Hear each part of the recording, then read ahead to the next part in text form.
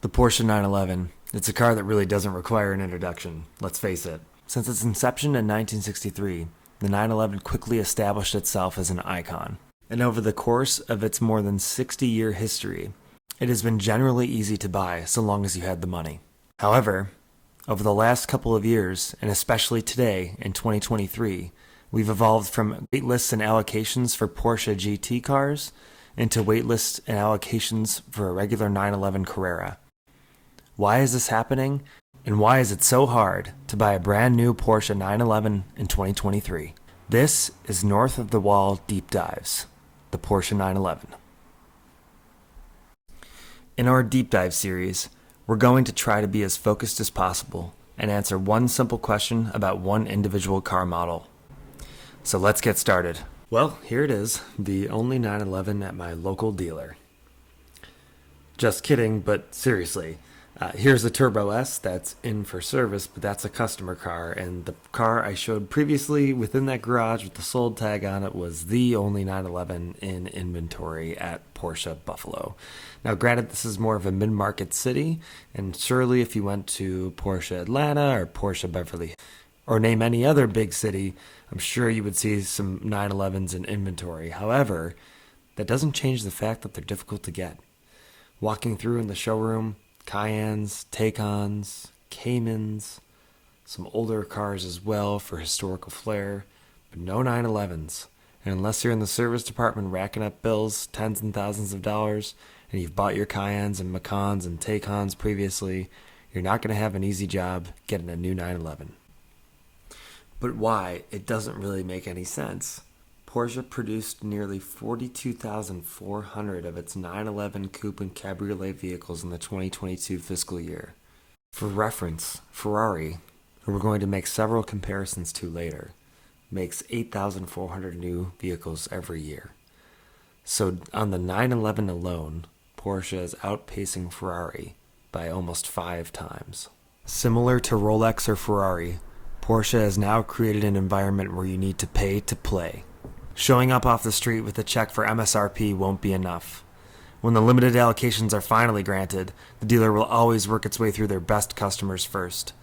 Those who have spent thousands in the service department, purchased mass market models such as the Cayenne, Macan, or Taycan, or others who have a long-standing business relationship in the dealer network. If you do not fall into one of those prior categories, you will be waitlisted for an allocation, oftentimes waiting years for a build spot. This was a well-known phenomenon with Porsche GT cars such as the 911 GT3. However, this has now spread to models lower on the chain, such as the 911 GTS, Carrera S, and Carrera T. So if there's a waiting list with allocations, and you don't have previous transaction history with the dealership or brand, what else can you do to jump the line? With other brands, in this case I'm showing on the screen for the Honda Civic Type R, but not uncommon to see when the Ford Bronco was first released, as well as the new C8 Corvette, among many other examples. One could jump the line or get an earlier allocation by being willing to pay an ADM, or adjusted dealer markup. You can see for the Honda Civic Type R, which starts in the mid $40,000 range, these markups were significant, ranging from $10, $15, $20, up to $25,000 to $30,000 more than sticker. Porsche, as a brand, has said that they will not tolerate adjusted dealer markups being added to their vehicles. Depending on your perspective, this could be a good or bad thing. I generally think this is a good thing, even though the process of a wait list and waiting for an allocation is quite annoying. Porsche has stayed very firm in that they will not tolerate adjusted dealer markups. The thinking is, ADMs tarnish a brand. ADMs also incentivize the idea of flipping a car. If you are lucky enough to get one at MSRP, but others are paying an adjusted dealer markup, why not flip the car online, secure a quick $10,000, $20,000, $30,000, and move on with your life? Obviously, if you really want the car, that's not an option, but it also just doesn't look good for the brand. Of course, it really is almost impossible to control flipping, and in this case, someone is trying to do exactly that with the 2023 911 GT3, which is one of the most desirable 911s on offer today. A few years ago, in the late 2010s, Ford attempted to control the resale market with their new Ford GT. Buyers had to apply to purchase the Ford GT, and it was based on a lot of the same criteria that we discussed in this video, and they also had to commit to not flip the car for 2 years. This resulted in legal action against certain customers, including, in this case, John Cena, for flipping his Ford GT before the agreed-upon 2-year limit. Over the course of the last few years, it hasn't been easy to be a manufacturer, especially of expensive and material-intensive goods. Porsche, based in Germany, has been no exception. They have been affected especially by the war in Ukraine, as well as supply chain issues as a result of the COVID-19 pandemic and other breakaway issues. Then there's pricing. And what's especially interesting is to look at prices starting in the 1960s through the 2020s, and how the MSRP of the time has been adjusted for inflation in this graphic, which is excellently prepared by Jalopnik. You can see that in the 1990s, specifically 1991, inflation-adjusted numbers actually have the highest MSRP for a Porsche 911 at $120,340 US. In 2022, the 911 Carrera started at $101,200. And now, in 2023, with yet another price increase, the 911 Carrera is $114,400. This graphic begs the question, does making something inherently more expensive make it harder to buy? Well, of course, more money makes it a gating item. It's more difficult for others to afford something like this.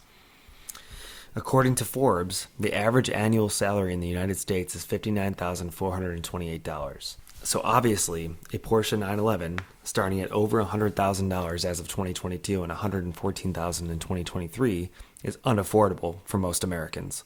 However, that doesn't mean it's hard to buy.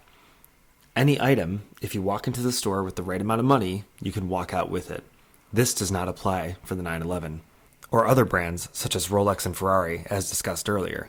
Money alone is insufficient. You need more. You need credibility, you need a running tab, and you need a relationship with the business. What's especially interesting is to look at the PowerPoint presentation that Porsche assembled for its company presentation of August of 2022. This presentation, designed for investors, is publicly available. Notice on their brand vision board, effectively, you have motorsport heritage starting out the lead for the brand, quickly followed up by 911. And the line for 911 extends into the now and future, with the motorsport heritage being part of that, but brand extension in quotes is listed next to a picture of the Cayenne. And luxury performance electric vehicle is listed at the top, with the Taycan extending out through the range into the rumored Macan electric vehicle and others. This is especially interesting as, based on this graph, obviously motorsport heritage is not something you can buy, but the 911 is. So this automatically puts the 911 in sort of a halo car status, where not easily available, but it represents the brand in one single form. So the hope is, make the 911, continue to make the 911, maybe even lose money on the 911, though based on their financial results that's not likely, but get people in the showrooms with the 911 and then sell them the brand extension in electric vehicles as well. The objective here is to get individuals into brand extension vehicles. Those vehicles have higher margins, lower cost of production, and make for better sales leaders. Porsche, more than any other luxury brand, is a cash cow. You can see in their investor presentation, as of 2021, they are claiming on average 100,000 euros of revenue per car, which they say is more than 2 times other premium automotive manufacturers. This obviously speaks to Porsche's very high MSRPs, but also their ability to sell those cars at whatever price they deem the market will bear. Hard to imagine, but at one point in the 90s, Porsche even gave up production capacity to help build Mercedes-Benz and Audi cars in an effort to keep their production lines busy while the business was struggling. Based on their latest financial results, that is clearly ancient history. Another very interesting graph in the investor presentation is a visual concerning the strong growth in deliveries. You can see on the left-hand side of the screen from 2011 to 2021, they're depicting, using different colors, delivery volume of the different models in the Porsche lineup, starting with 911 on the bottom, the 718, which represents the Boxster and Cayman models, the Panamera, Cayenne, Macan, and now Taycan, the newest model in the lineup. Deliveries can be viewed as a proxy for demand. Notice that the 911 line is relatively horizontal and fixed. The line isn't jumping up or spiking or decreasing by the same amount. It's remaining relatively flat. Contrast that to the demand for the Panamera, which has peaks and valleys. Same with the Cayenne. And then most recently, the Macan. You can see the Taycan is currently on a significant upswing. But again, The demand for the 911 remains strong, steady, and even. What does an even demand curve suggest about the difficulty to obtain a 911? You would think that based on the demand represented on this graph, the Taycan might be the most difficult to get right now given the recent spike in deliveries, which again we said is a proxy for demand. The reality is, Porsche will keep the assembly lines quite hot for Cayenne, Macan, Taycan, Panamera. Those are all cars that have very strong margins, and they will make them in mass. The 911, which they still make plenty of, does not have as strong margins. They don't make as much money per 911 made. This is a well-documented fact. Versus other Porsche models, the 911s require more technically intensive and expensive parts. So, if demand remains flat, as it is shown on this graph, flat but strong I should say, and supply is fixed or even begins to go down, it's simple economics. The car will be harder to get. As mentioned earlier, Porsche as a brand is also growing. Note the graphic on the left of this slide. As of 2008, Porsche delivered 100,000 vehicles. As of 2021, Porsche delivered almost 300,000 vehicles, tripling their output from 2008. Well, what does that mean? The brand continues to grow in strength, and therefore its popularity is higher than ever. And here's the part that everyone knows is coming. Porsche itself discloses its R&D numbers to support their electrification strategy. The 911 is still fully internal combustion. Automotive enthusiasts know that these are the waning years of cars that are purely internal combustion. Therefore, many want to get their hands on a new 911 that's fully internal combustion while they still can. What's really the story here? Well, there certainly is manufacturer scarcity, with waitlist and production times and Porsche prioritizing the production of other vehicles with better margins in their lineup. And despite very strong production numbers for the 911, those waitlists are extensive, and it's still very difficult to get one. Combine that with all of the other factors, the macroeconomic factors, the political factors, and other barriers to entry for customers, it has made the 911 more exclusive than ever, despite the high production numbers.